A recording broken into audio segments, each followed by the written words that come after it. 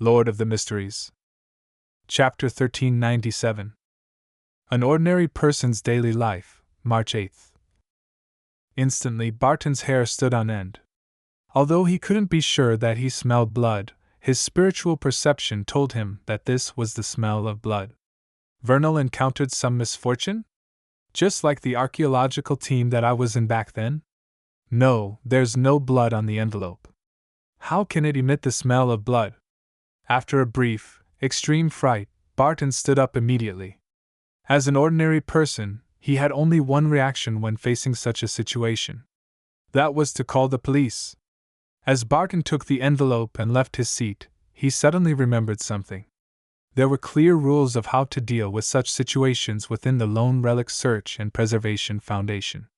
If a project were to produce a phenomenon that was terrifying or incomprehensible, employees were to immediately halt everything and report to the compliance department. They would be responsible for the follow-up. Barton didn't understand why he needed to go to the compliance department. From what he knew, this was a department that handled provisions and audit projections for any violations of the rules. It had nothing to do with handling unknown dangers. However, the founder of the foundation, Miss Audrey Hall, didn't make many changes during the internal auditing of the departments. She only added this one clause. Therefore, the higher-ups didn't wish to argue with her over this. And obviously I'd prefer to meet the head of security. Barton muttered as he walked out of his office, heading straight for the compliance department at the end of the corridor. Knock. Knock. Knock.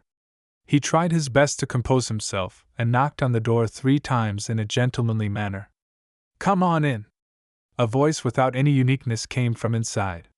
To be frank, Barton didn't know much about his colleagues at the compliance department. He only knew that they were cold and heartless. They acted quickly and easily caught any parasites within the foundation who tried to cheat the foundation for funding. Taking a deep breath, Barton turned the doorknob and pushed open the door. In his mind, the compliance department likely worked in an abnormally dark environment. Everyone maintained their silence and exchanged a few words from time to time, deciding the fate of a project and its principal investigator. However, the first thing that entered his eyes was bright sunlight, colorful decorations, and an open and bright setting. What's the matter? A black-haired, brown-eyed employee with no special features from the compliance department greeted him. He was wearing a thick black coat, which didn't seem to be able to withstand the cold winter weather in East Chester. In addition, Barton sensed that the voice of this compliance department employee had a Backland accent to it. Either he was born there, or he had stayed there for quite some time. He isn't cold, mechanical, and difficult to get along with. He even feels friendly. As such thoughts flashed through Barton's mind, he said hurriedly, "A partner of ours seems to have encountered a situation." The letter he sent only consisted of an envelope. There's no content inside, and there's the smell of blood coming from it. The employee from the compliance department didn't show any change in expression. He nodded and said, "Show me the envelope." Barton passed archaeologist Vernal's letter. Only then did he realize that he was being rude. He hurriedly asked, "I'm sorry, how should I address you?" The employee from the compliance department raised the envelope and carefully looked at it against the sunlight. He then casually replied, "Pacheco Duane, Deputy Director of the Compliance Department, an experienced solicitor. Just call me Pacheco." Without waiting for Barton's reply, Pacheco lowered his arm and said with a serious expression, "Indeed, there are some abnormalities. A preliminary conclusion is that this letter is from the Clough Hotel in the city. I once lived there for some time, and I know that they like to emboss Lavender Castle on their envelopes and paper. Do we need to call the police?" Barton blurted out. Pacheco shook his head. "Not for now. Let's go to the venue to confirm the situation.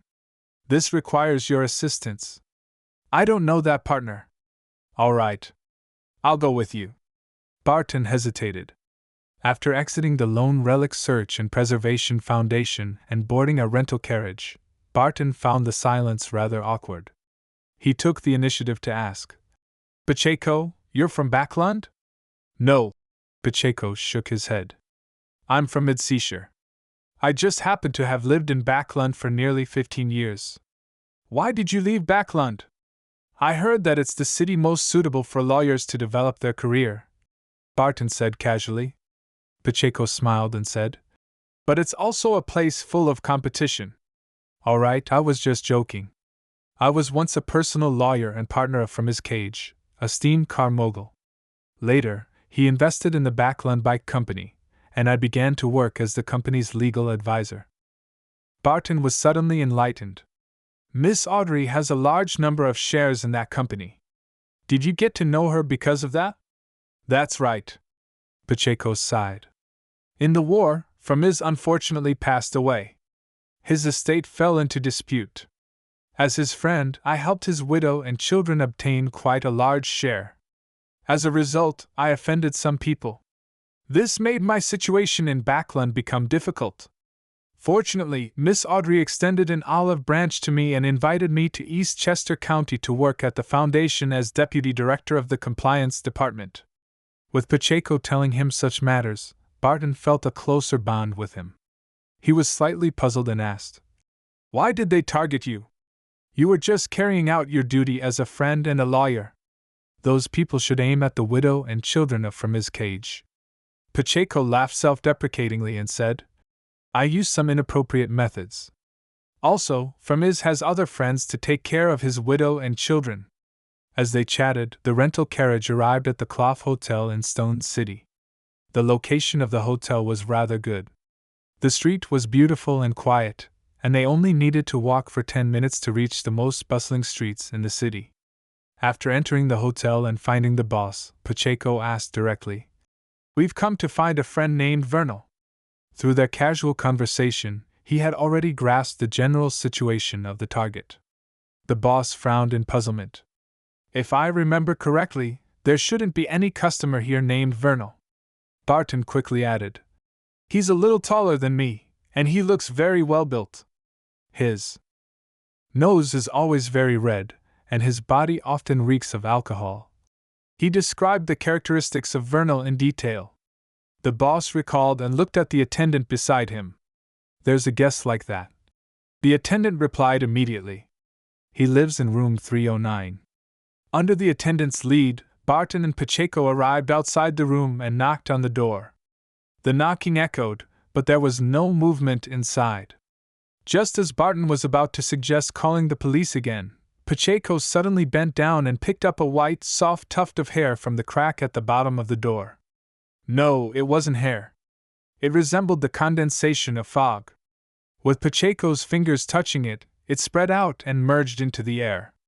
At the same time, Barton, whose spiritual perception was slightly different from ordinary people, vaguely heard a faint male voice. Tamara. Tamara.